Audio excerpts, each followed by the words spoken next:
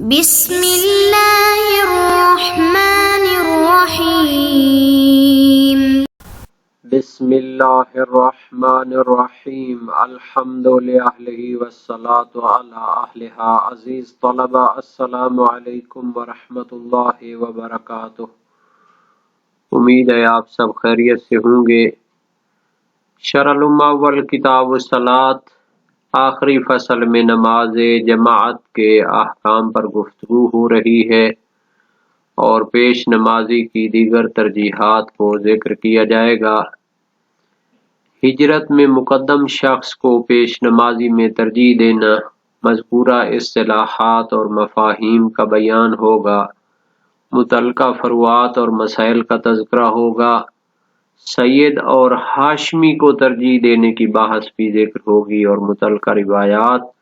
اور احادیث کا بھی تذکرہ ہوگا۔ ترتیب کے مطابق سب سے پہلے عبارت کو دیکھتے ہیں۔ فرمایا فَإِن تَسَاوَوْا فِي الْفِقْهِ وَالْقِرَاءَةِ فَالْأَقْدَمُ هِجْرَةً مِّن دَارِ الْحَرْبِ إِلَى دَارِ الْإِسْلَامِ هَذَا هُوَ الْأَصْلُ وَفِي زَمَانِنَا قِيلَ هُوَ السَّبْقُ إِلَى طَلَبِ الْعِلْمِ وَقِيلَ إِلَى سُكْنِ الْأَمْصَارِ مَجَازًا عَنِ الْهِجْرَةِ الْحَقِيقِيَّةِ لِأَنَّهَا مظنة الاتصاف بالأخلاق الفاضلة والكمالات النفسية بخلاف القرى والبادية۔ پیش نمازی کی بقیہ ترجیحات میں فرماتے ہیں فَإِن تَسَاوَوْا فِي الْفِقْهِ وَالْقِرَاءَةِ، اگر تمام جو پیش نمازی کے لیے آمادہ ہیں وہ برابر ہوں فقہ، مسائل شرعیہ کے جاننے میں، والقراءت اور قرآن کریم کی تلاوت اور قراءت میں برابر ہوں، فَالْأَقْدَمُ هِجْرَةً مِّن دَارِ الْحَرْبِ إِلَى دَارِ الْإِسْلَامِ، تو ان میں وہ شخص نماز جماعت کرانے کے حوالے سے ترجیح رکھے گا جو ہجرت کے حوالے سے مقدم ہو، یعنی اس نے دار کفر اور دار شرک کو خیر آباد کہہ کر دار اسلام کی طرف سبقت کی ہو اور ہجرت کی ہو۔ ھذا ھو الاصل، اصلی اصطلاح تو ہجرت کے حوالے سے یہی ہوتی ہے کہ جو دار کفر، کفرستان اور گناہستان کو چھوڑ کر اسلامی مملکت اور اچھی جگہ کی طرف وہ ہجرت کرتا ہے۔ وفی زماننا قیل، اب جو شہید ثانی کا دور ہے یا جو بعد والے ادوار ہیں تو اس میں تو اب ظاہر ہے کہ اس طرح کی ہجرت اکثر و بیشتر پیش نہیں آتی، تو پھر اس کا مجازی معنی مراد لینا پڑے گا۔ تو ہمارے دور میں دو اس کی تعریفیں اور مفہوم بیان کیے گئے ہیں اقدم و ہجرتاً کے حوالے سے۔ تو ہمارے دور میں ایک قول یہ ہے هو السبق الى طلب العلم، جو شخص طلب علم میں دین کے لیے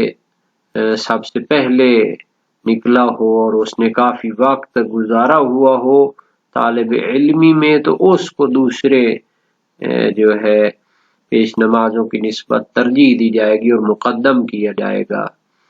اور ایک قول یہ ہے الى سکن الامصار، هو السبق الى سکن الامصار، جو شخص دیہات کو چھوڑ کر اور بادیہ نشینی کو چھوڑ کر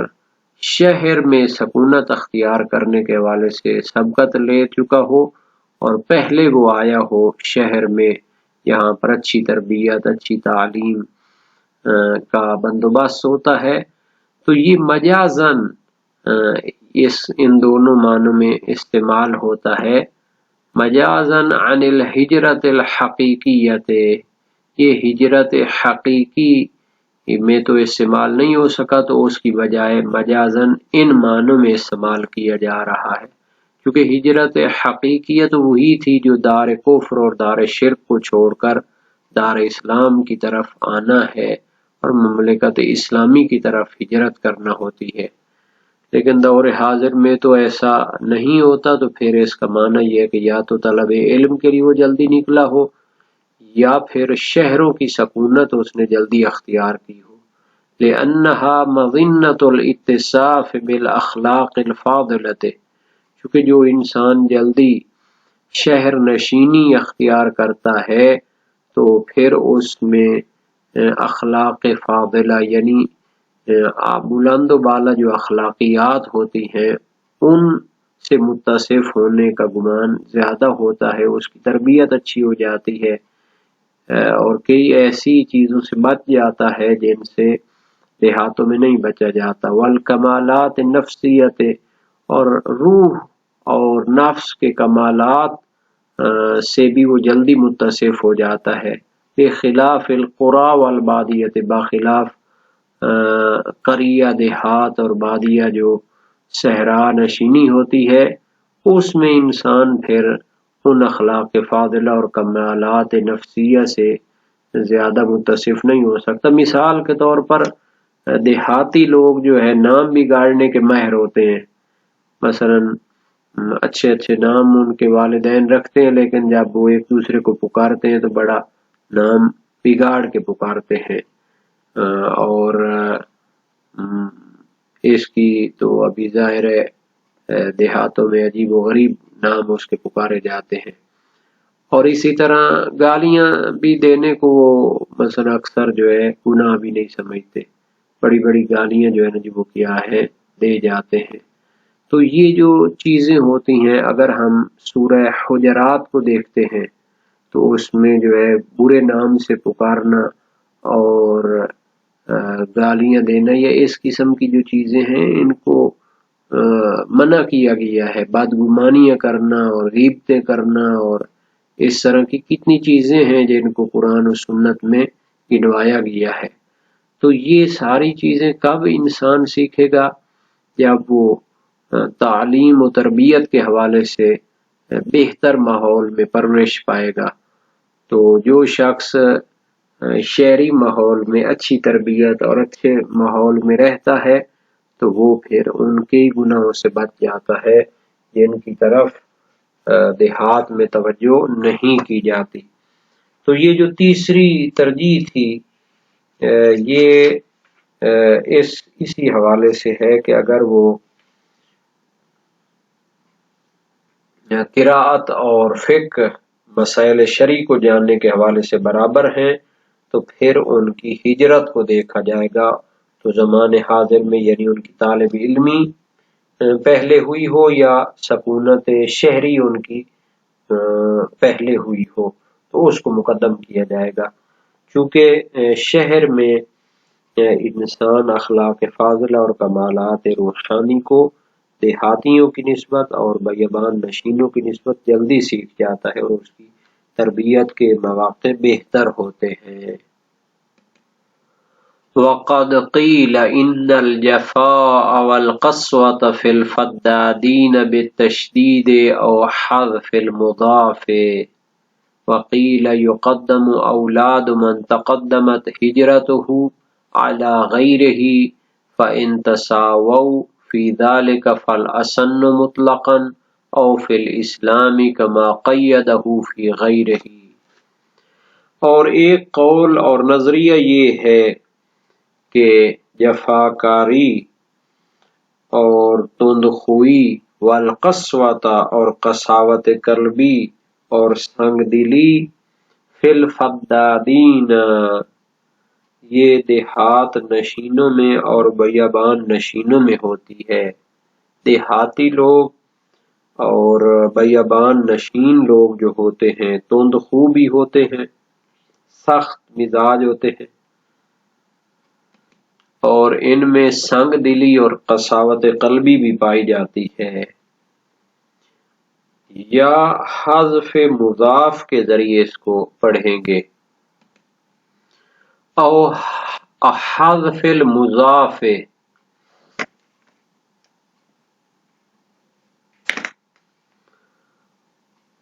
او حذف المضاف،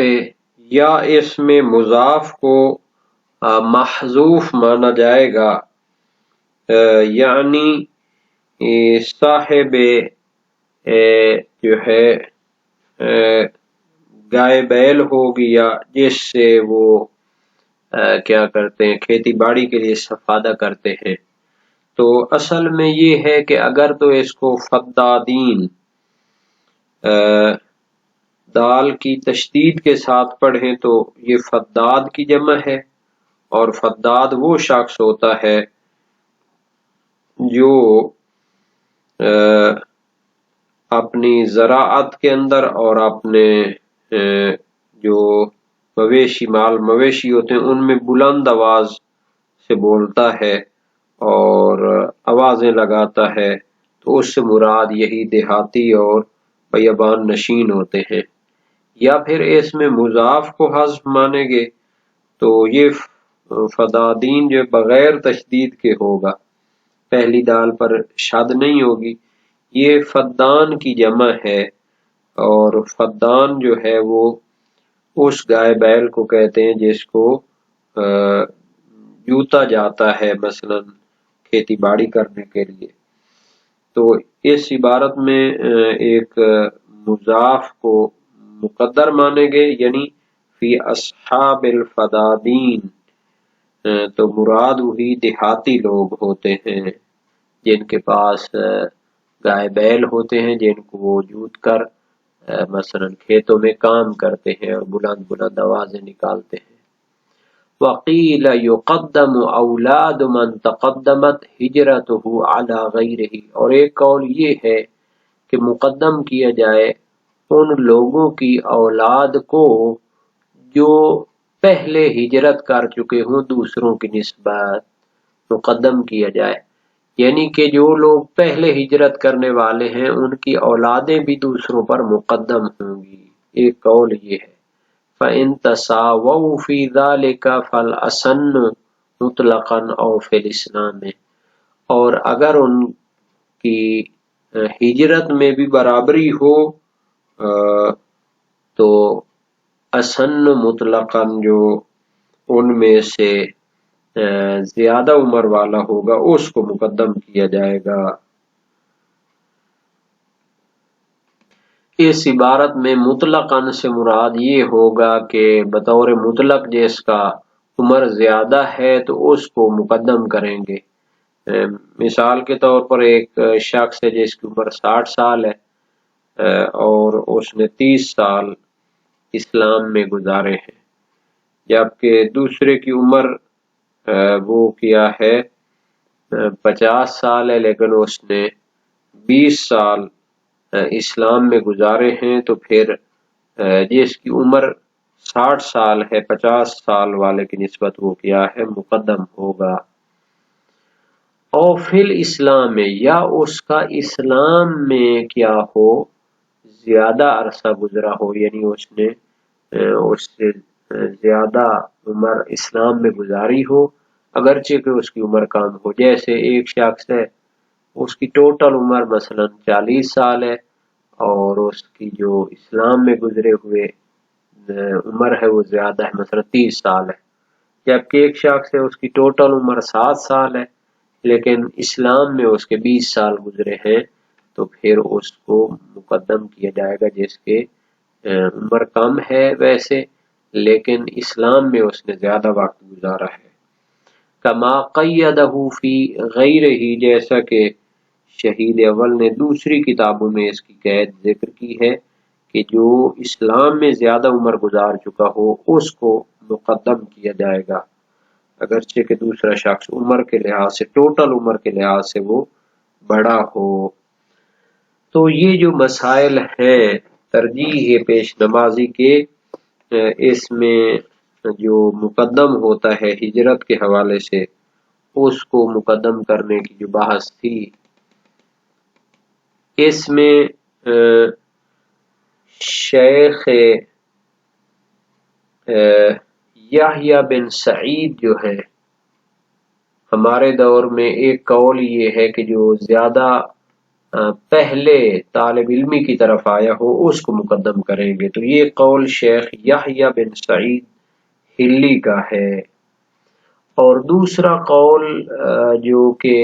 شہر نشینی میں مقدم ہو محقق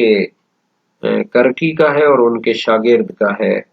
شہید اول علیہ الرحمہ اپنی کتاب ذکر شیعہ میں فرماتے ہیں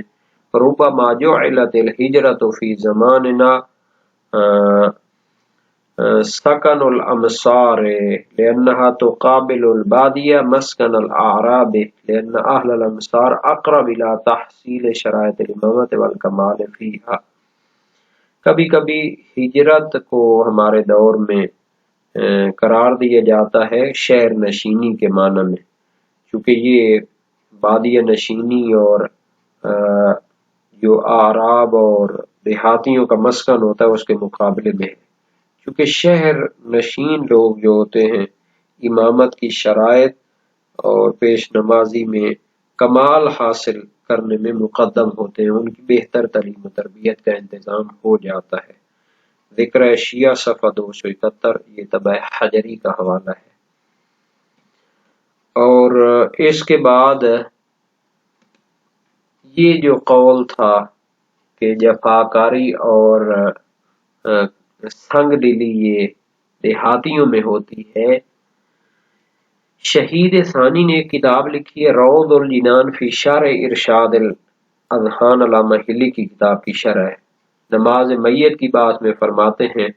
قد روی عن النبی صلی اللہ علیہ وآلہ وسلم ان الجفاء والقسوة فی الفدادین،